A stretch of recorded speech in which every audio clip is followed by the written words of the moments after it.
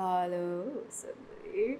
In today's video, we're going to be talking about 5 hair tips for the monsoons. Don't forget to like this video, subscribe to this channel, and click on the notification button. If your hair takes a lot of time to dry, even in the summertime, chances are in monsoons, it is way worse and they take a very long time to dry. Also, it doesn't really help with the chances of bacterial growth on your scalp because of the moisture as well as your own sebum mixing together.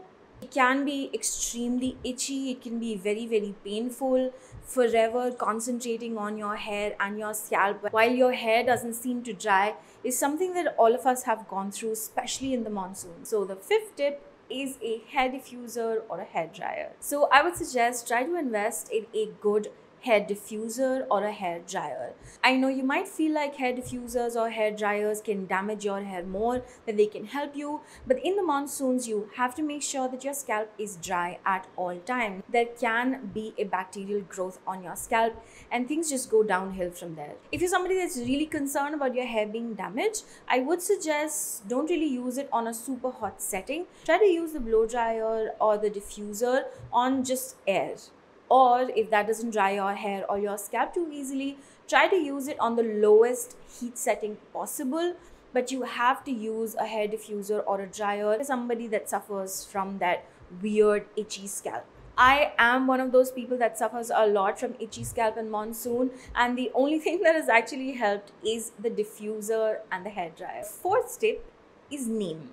As I mentioned before, in the monsoons there is crazy amounts of moisture in the air, and for people that have oily scalps, that can be a disaster waiting to happen, because your oily scalp mixed with crazy amounts of moisture mixed with you not washing your hair continuously leads to a bacterial growth on your hair, as I mentioned before. And the easiest way for you to tackle it is if you didn't have a lot of oil on your scalp. Now you can keep on washing your hair continuously over and over again and try to wash it every single day. But what ends up happening is that your hair becomes dry and your scalp still remains itchy.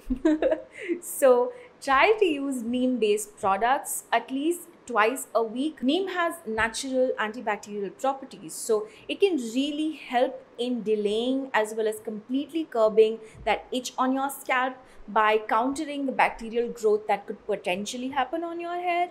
So try to use neem-based products. You could use neem-based shampoos, you could use neem-based hair packs, but I would suggest, if you don't really want to buy any of those things, just get a couple of fresh neem leaves or blend them into a very fine paste. Apply it on your scalp 2 times in 1 week. You could do it before you shampoo, after you shampoo, whenever you want to, and you'll be able to see a drastic difference in the amount of itchiness you feel, also in the sort of like feeling you get on your scalp. But if fresh neem is hard for you to come by, always go ahead and buy dry neem leaves from Amazon, soak them, then blend them, or you can just take the dry leaves, blend them into a very fine powder, and then mix that in with water, make it into a paste, apply it on your hair like a hair pack. You could also opt for applying it just on your scalp, or you can apply it throughout your hair. Neem is not really that bad for your hair lengths as well, and I'm sure you'll be able to see a difference within the first use in terms of itchiness, but you will be able to see a lot of difference in terms of how your scalp feels within 2 weeks. Now the 3rd tip is something that might sound odd to you, but small things make a lot of difference when it comes to monsoons as well as your hair. Just figuring out how to dry your hair faster can help you a lot. Try a microfiber towel, something that can help your hair dry very fast, or can soak up about like 97% or 90% of the water from your hair. When you use the microfiber towel, most of your hair is dry to begin with, and it will take very less time for it to dry gradually. So I would suggest that you invest in a good microfiber towel. Not only does it help your hair dry out faster, it can also help your hair be less frizzy. A usual towel is quite abrasive to our hair, and most of us kind of rub our hair. So I would suggest don't rub your hair, don't use a usual towel. Try a microfiber towel that is extra absorbent, will help you in the long run. Number 2, not only can your hair become frizzy in the monsoons because of extra moisture in the air, it can also become extra extra frizzy, you use a plastic comb. I know a lot of you must... Plastic comb? So plastic combs can actually induce a lot of static in your hair. There's already moisture in the air, so your hair is prone to be frizzy. But when you include that static in your hair with your plastic comb, it will become extra frizzy, very difficult to manage. You might have to apply a lot of things on your hair to keep it down. So just try to use a wooden comb. It really helps in reducing the amount of static, which ends up reducing the amount of static in your hair and your hair looking crazy. Number one tip, check your products for glycerin. Glycerin is used everywhere in skincare, hair care, pharmaceutical sector. Everywhere there is a space for glycerin because glycerin is a humectant. A humectant is something that pulls moisture from the air around it. Something like a hyaluronic acid, but glycerin is not an acid. A lot of us remember glycerin being used by our mothers in wintertime to get more moisture in their skin. And the reason why people used to apply just pure glycerin is because glycerin is a great humectant.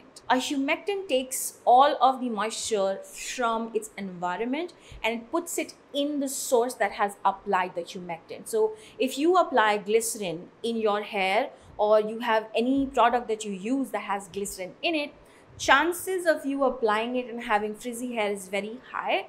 Because the glycerin in that product, the glycerin is going to attract the moisture from the outside to your hair. And monsoons, there's already so much moisture in the air, so your hair just becomes very heavy, it becomes very limp, it becomes this weird frizzy yet not frizzy, very difficult to manage, and it just looks kind of odd. Try to look at the ingredients list of the product. If there's glycerin in it, don't use that product during monsoons. You can use it during the summertime or the winter time. Just make sure you don't use it around the monsoons to tackle that frizzy, weird, heavy, ew sort of a hair.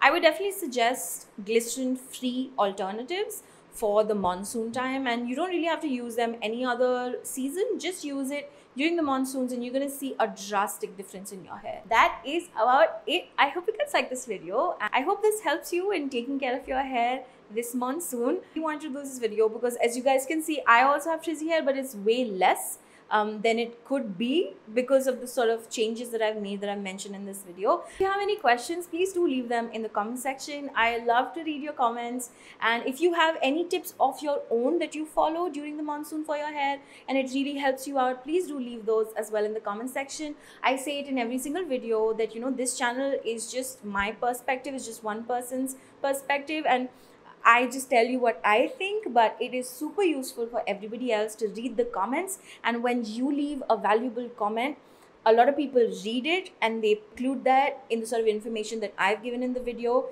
And both of those things together help a lot of people out make informed decisions about products and tips and hacks and all these things. If you have any questions, definitely leave those in the comment section. If you have any other further questions, you can follow me over at Instagram. This is my handle. I upload every single day and I absolutely love Instagram content as well.